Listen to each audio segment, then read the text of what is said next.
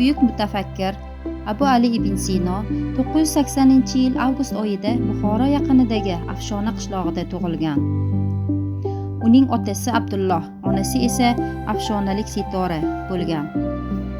Xalq orasida Ibn Sino, Yevropada Avicenna, allomalar orasida esa Shayxur Rais nomlari bilan mashhur bo'lgan.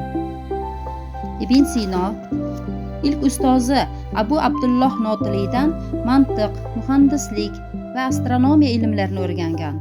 U shogirdining qobiliyatiga yuqori baho berib, yanada chuqurroq ilm olishga undagan.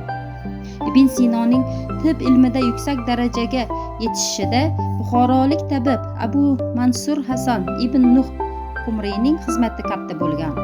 Ibn Sino undan tabobatni o'rganib, ilmning ko'p sirlariga ega bo'lgan. Allomaning ilmiy ijodi 18 yoshdan boshlangan.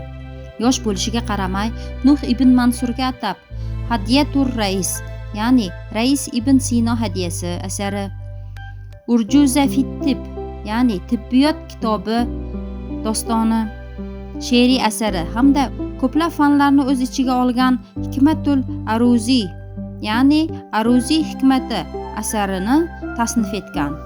Ibn Sino Buxoroda 20 jildli qomusiy asari Al-Hosil val Mahsul, ya'ni yakun va natija, 2 jildli Kitobul Bir val Ism, yaxshilik va yomonlik kitobi asarini va o'zining tabobatga oid birinchi risolasi Tabobat lug'atini yozgan. Bu risoladan ko'plab tabiblar nusxa olib, keng foydalangan.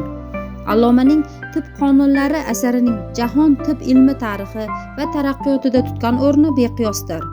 U tib nazariyasini, xususan anatomiya, inson tanasi tuzilishini mukammal bilgan. Ibn Sino o'tkir diagnost ham edi. Uning ba'zi tashxis usullari hozir ham o'z ahamiyatini yo'qotmagan. O'sha paytlardayoq a'zoga urish orqali tashxis qo'ya olgan. Alloma dorishunoslik sohasida ham chuqur tadqiqotlar olib borgan. Uning dorivor o'simliklar yig'ish, saqlash, qayta ishlash usullari hozir ham qo'llaniladi.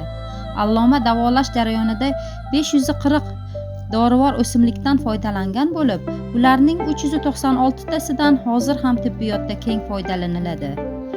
Ibn Sino birinchilardan bo'lib, kimyoviy usulda tayyorlangan dorilarni ishlatgan.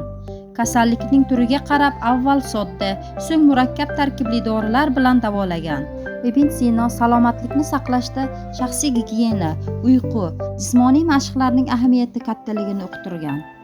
Bugungi kunda turli manbalarda uning 450 dan ortiq asar yozgani qayd etiladi. Bizgacha yetib kelgani 242 tasi hisoblanadi. Allomaning asarlari butun insoniyat uchun boy meros bo'lib qolgan.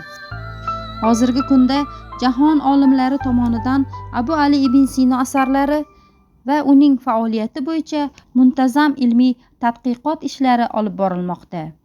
Dunyo bo'ylab deyarli barcha tillarda alloma haqida asarlar bitilgan.